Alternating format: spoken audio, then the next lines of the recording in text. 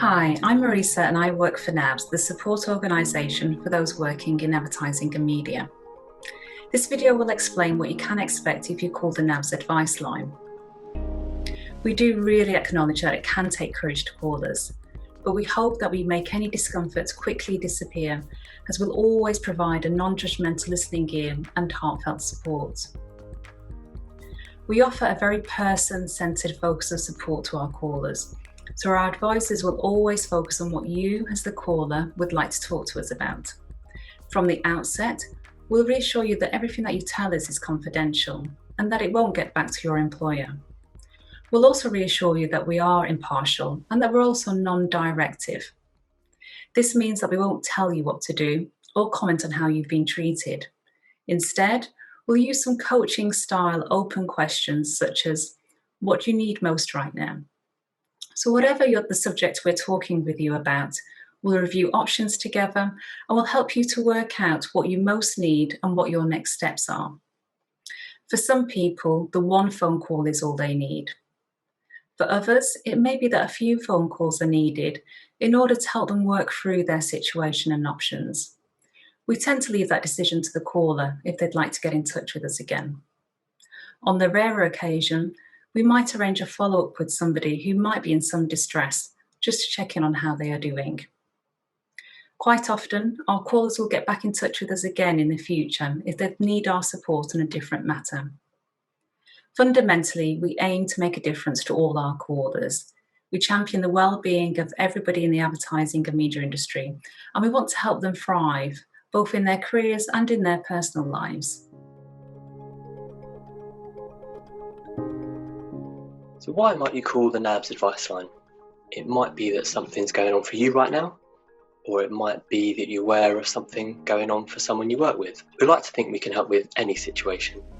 Hopefully that's directly with our services, but at the very least, we hope to be able to signpost to relevant external support. And there are three key areas that we take calls around. They are employment matters, emotional support, and financial support. So to give some examples of each, starting with the employment matters, it could be if you're at risk of redundancy, have a contractual query around furlough or pay, rights around maternity leave or requesting flexible working, or maybe an issue with your company in the form of a grievance, things like workplace bullying or harassment. We are there to focus on your rights and the process, but we listen and help people to explore options. Our aim is to help people feel more confident about the next call or email or meeting, whatever's coming up next. Moving on to the emotional support, we talk to people around things from their mental health to work pressures, but also domestic abuse and bereavement. Whilst we aren't therapists, we are trained at listening and offering heartfelt support.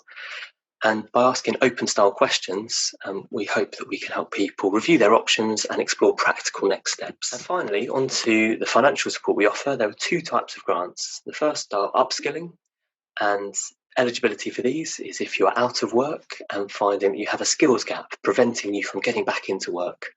Our aim is that by helping with one of our upskilling grants, sending people on a training course, it will boost the chances of them getting back into work. And finally, the support grants. These are slightly broader in scope, and the aim here is to offer short-term help while people are struggling financially. It could be a one-off payment or help over several months.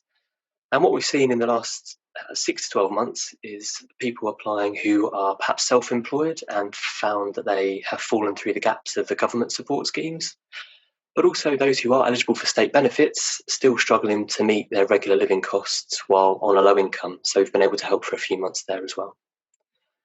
And hopefully that gives a flavour of why you might call the NABS advice line.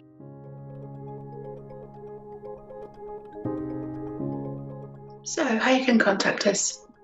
Before lockdown, if you'd called our advice line, an advisor would have answered straight away.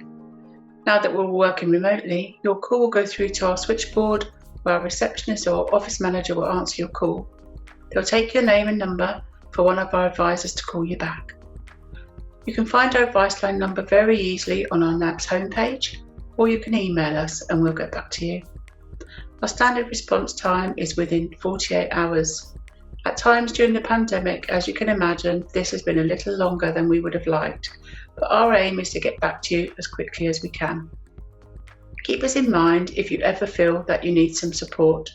We're here to provide a listening ear no matter what you're going through.